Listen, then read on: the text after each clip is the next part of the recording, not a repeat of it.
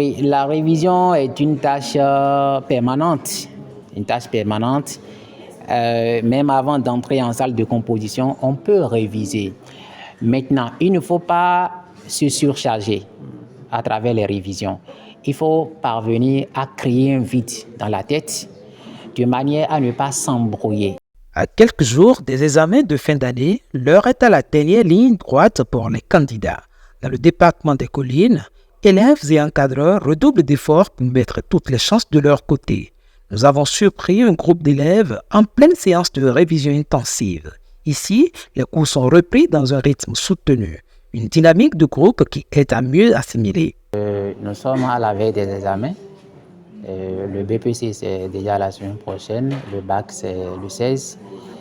Les travaux de révision et de renforcement que nous organisons visent à rappeler aux apprenants les différentes notions que nous avons abordées avec eux tout au long de l'année. La répétition, le rappel sont des activités essentiellement pédagogiques parce qu'elles rafraîchissent la mémoire des apprenants et elles les préparent à affronter au mieux les examens qui s'annoncent, qui sont déjà là. Et ce que nous faisons en tant que professeurs de français, c'est de leur rappeler surtout la méthodologie de réussite des différents exercices. Au français, au baccalauréat, nous avons un format d'épreuve qui est structuré en 2 parties.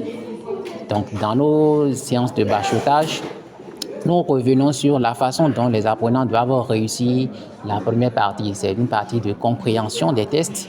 Il y a des consignes qui sont posées à ce niveau. À ce niveau, le professeur de français que je suis, je m'échine à rappeler aux apprenants la façon dont ils doivent répondre à la question sur la compétence de lecture, comment ils doivent puiser des éléments du test pour établir les liens possibles que les consignes leur demandent à ce niveau par rapport à la thématique abordée.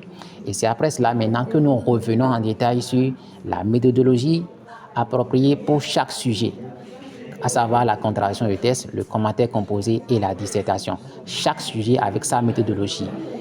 Et quand nous prenons la contraction de test, comment réussir la structure, le résumé pour ne pas verser dans le délayage, le plagiat, la paraphrase, comment déposer un résumé potable que le correcteur va apprécier convenablement, comment réussir une discussion. Et pour le commentaire composé, comment amener les candidats à ressortir du test l'idée générale, dégager des centres d'intérêt bien pertinents qui seront illustrés par des procédés formels avant d'aborder maintenant la rédaction proprement dite de l'exercice qu'on appelle le commentaire composé. C'est une remise à niveau qui rafraîchit la mémoire des candidats. On revient sur les notions clés, les points difficiles. 7 ans de révision me permet de mieux saisir les notions que j'avais pas acquéries auparavant. Aujourd'hui, spécialement, on a eu à faire la contraction de test, mais c'est un exercice que je trouvais un peu difficile, mais d'après les explications du prof, j'ai su que c'était un exercice très facile puisqu'il ne faudrait pas insérer des exemples dedans, ce que je faisais avant, mais maintenant, d'après ce que le prof a dit, j'ai su que prochainement, je n'aurais pas fait ce genre d'erreur. Mais pour certains, les efforts se poursuivent même après l'école. C'est le cas d'Ediko Esther. Elle reprend ses leçons à la maison. Après les cours de révision à l'école, elle révise encore à la maison. C'est une stratégie qui le marche bien. Pour les révisions, je m'en sors, je les prépare très bien. J'ai fait un emploi du temps qui me permet de réviser les cours, de réviser les notions qui ne sont pas encore bien maîtrisées.